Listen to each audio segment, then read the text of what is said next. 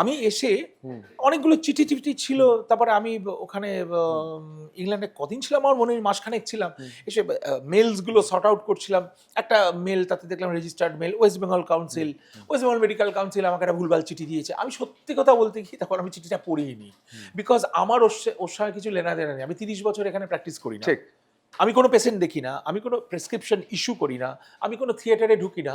থিয়েটারে ঢুকি সার্জনদের সঙ্গে গল্প করতে, ওরা করছে আমি পাশে বসে চা খাচ্ছি, অ্যানাস্থেটিস্টের সঙ্গে গল্প করছি, এই জন্য থিয়েটারে ঢুকি, বা এক্সিকিউটিভ রুমে গিয়ে বসে ওদের সঙ্গে গল্প করি, চা খাই। আমি কোনো উদ্দেশ্য নিয়ে ওই চিঠিটা পড়িও নি, ফেলে দিয়েছি, বিন করে দিয়েছি স্ট্রেট। একদিন হঠাৎ দেখছি আমাকে মিডিয়া থেকে সবাই ফোন করছে, নামি মিডিয়া, ডক্টর ব্যানার্জি আপনি জানেন তো আপনার এগেনস্টে West Bengal medical council action নেবে। আমি অ্যাকশন নেবে? কিসের অ্যাকশন নেবে? আমি চিঠিটা ভুলেই গেছি। তখন বলছি এই যে চিঠিটা আসছে, ওমা সে দেখি আবার আমাকে কপি দেখিয়ে দিচ্ছে। কপিটা দেখতে গিয়ে তখন আমি দেখছি ওপরে যে মানে একটা নাম রয়েছে যেখান থেকে লিক করেছে, সেটা হচ্ছে ওয়েস্ট বেঙ্গল মেডিকেল কাউন্সিলের একজন লোক, এবং ডেফিনেটলি মানে ট্রান্সপারেন্ট মানুষ নয়। এই অভয়াকাণ্ডে তার নাম আমি বহুবার পেয়েছি, সেখানে কিছু নাম, তার একটা কুখ্যাত নাম।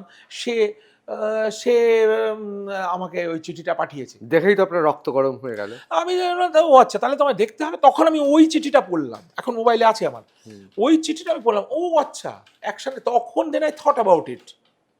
আমি আমার স্ত্রীকেও ওটা বলিনি, কারণ ওটা ইরেলিভেন্ট। আমি এক্সাম্পল, আমি খুব অ্যানালজি দিতে ভালোবাসি, সরি, আমি একটা অ্যানালজি দিচ্ছি আপনাকে।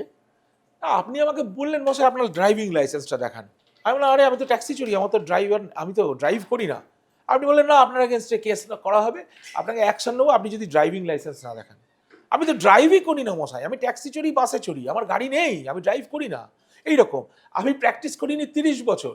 হঠাৎ ওয়েস্ট বেঙ্গল মেডিকেল কাউন্সিল আপনার ডিগ্রিটা কেন রেজিস্টার করেননি, পোস্ট গ্রাজুয়েট ডিগ্রি কেন, ইংল্যান্ডে কী করেছেন কেন দেখাননি, হাবি জাবি কিছু লেখা, আমি এটা ফেলে দিয়েছি। তারপরে দেখলাম ওটা একটা থ্রেট কালচার করতে করতে threat, and then I felt it, এই থ্রেট কালচার আমায় দিচ্ছে, কিন্তু ভুল জায়গায় থ্রেট দিয়েছে। আমি তো ভয় পাই না, আমার তো সেই দোষে দোষী হতে পারি এরকম কোনো সম্ভাবনা নেই। আমি যদি একটা প্রেসক্রিপশন ইস্যু করতাম দেন দেয়ার ইজ অ্যান ইস্যু। আমি যদি একটা পেশেন্ট অ্যানাস্থেটাইজ করতাম, একটা সার্জনের সঙ্গে যদি কাজ করে পয়সা নিতাম, তাহলে তো হয়ে গেল, আমি ফেসে গেলাম, বা আমাকে জবাব দিতে হতো, আমাকে ডিগ্রিগুলো আবার এনে ওদের দেখাতে হতো। কিন্তু আমি তো ছেড়ে দিয়ে এসেছি এপ্রিল 2023-এ। আমি ইংল্যান্ডেও জিএমসি রেজিস্ট্রেশন বন্ধ করে দিয়েছি। ওরা একাধিকবার আমায় বলেছে আপনি দুরকম হয়, একটা লাইসেন্স টু প্র্যাকটিস যাতে প্র্যাকটিস করতে পারবো, আর একটা জিএমসি রেজিস্ট্রেশন। আমি সব ক্যান্সেল করে দিই, আমি আর কাজ করার ইচ্ছে নেই। আমি 100% ভেবেছিলাম এখানে এসে গান করব, মায়ের কাছে থাকবো। মশাই কি ভুল করেছি না কি ঠিক করেছি সেটা 10 বছর বাদে বুঝবো। এখন আমি I don't know, I can't decide.